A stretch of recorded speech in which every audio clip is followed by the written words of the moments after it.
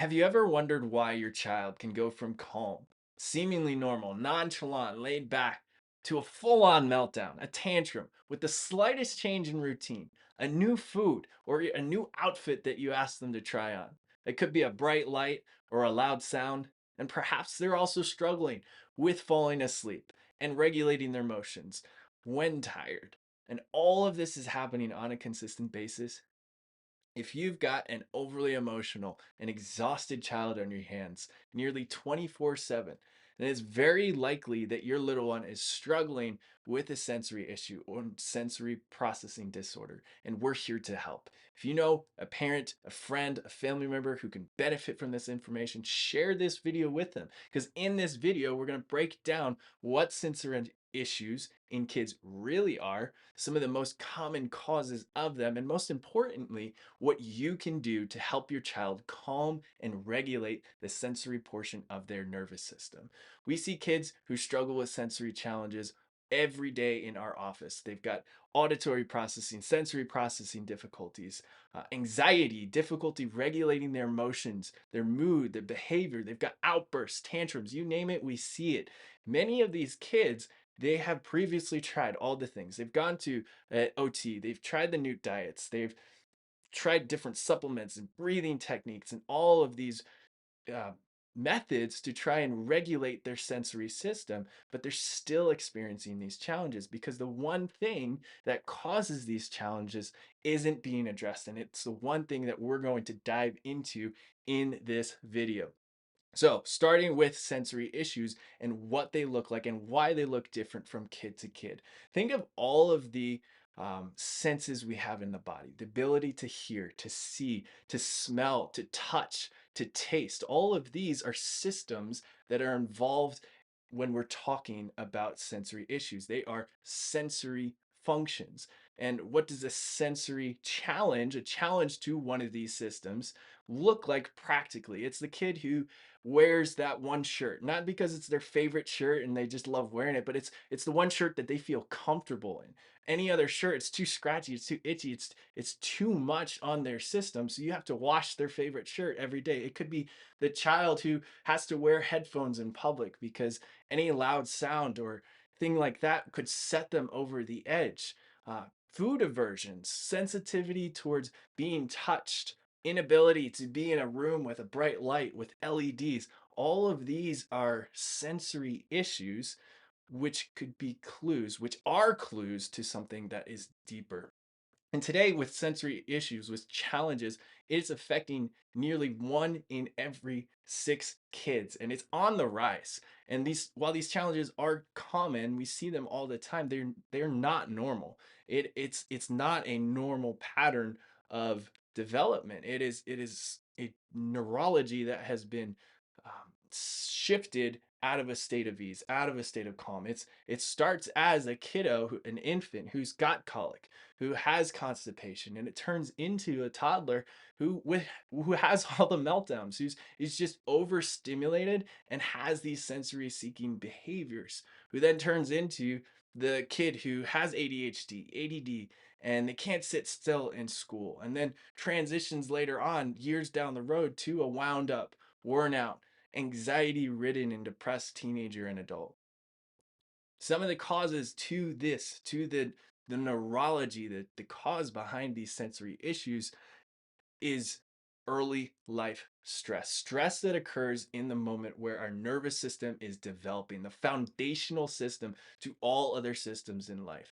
So, whether that is uh, prenatal stress, whether that is a stressful pregnancy, labor, delivery, birth trauma, early exposure to toxins, to triggers in life, whether it's antibiotics or overprescription of medicine, all of these stressors stack up on the nervous system and change it into one that is calm and relaxed, into from one that is calm and relaxed into one that is on edge. It is in a protective mode.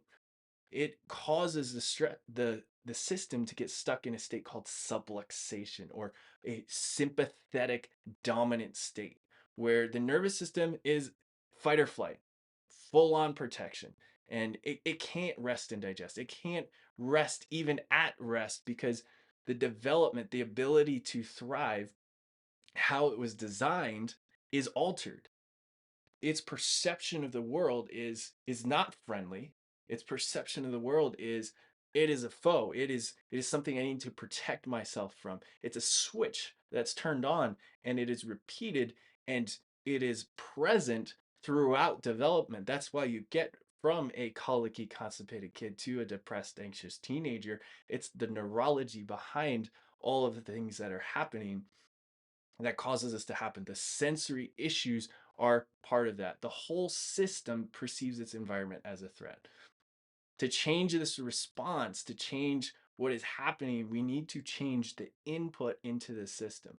Because when the signal is clear, when we have proper communication flowing to our brain is able to perceive that and coordinate a proper response. If we have garbage going in, if we have discoordination, a dysregulated system, the brain is going to perceive that. If it's threatening information, if it's painful signals, if it's nociceptive information, is all going to respond appropriately with a stress response, with that fight or flight response. And to change that, we need to change the input. We need to change it to have a clearer signal, to have one where it is more coordinated, it is more efficient as opposed to being explosive, being reactive, and being full on dysregulated. The way we achieve that in our office is with specific neurotonal adjustments. They're designed to shift the system out of its pattern of fight or flight and establish a calmer baseline to have a a smoother and more regulated foundation from which to operate off of. So then we can reorganize the system. Then we can change the input going into the brain to create an environment where the window is open for the nervous system to allow the good things, the new diets, the other providers and the work that they do. All of these good inputs are now allowed to be integrated into the system because now it is open. Now the system is calm and relaxed and it is able to perceive its environment no longer as this threatening experience.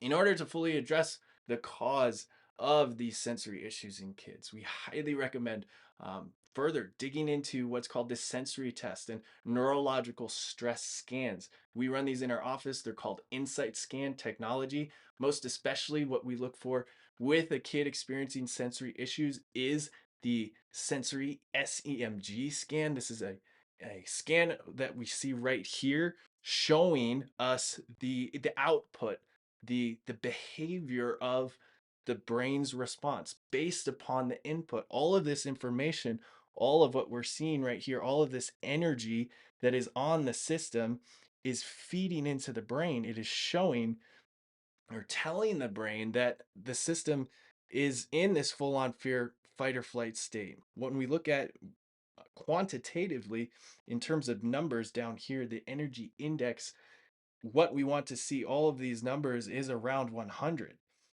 And what we're seeing in this case specifically, a kid who is struggling with sensory issues, who has challenges with coordination and efficient use of their energy, he's having 4 times the amount of energy on his system. It's more noise into the system. It's more, think of it as a stress bucket.